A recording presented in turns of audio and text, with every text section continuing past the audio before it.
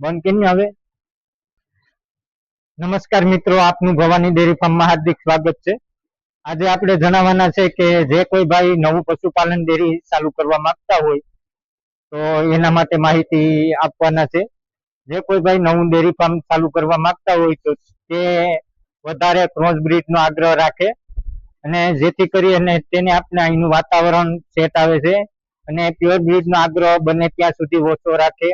અને જે કોઈ ભાઈ ની કેપેસિટી 25 ગાયોની હોય તો તે ભાઈ 5 ગાયોથી સ્ટાર્ટિંગ કરે, જેથી કરી અને તેને એનો ખ્યાલ આવે, થોડીક માહિતી મળી જાય, પછી ત્યારબાદ તે પશુપાલન વધારે તો તેને અનુકૂળ આવે છે। એ કારે પશુપાલન ગાયો લાવવાથી તેને શું છે, થોડુંક આપણે અહીંનું વાતાવરણ, ટેમ્પરેચર આ બધું અનુકૂળ ન આવે, તેની પાસે માહિતી ઓછી હોય, એના લીધે ડેરી ફાર્મમાં તે ભાઈને નુકસાની જાય છે।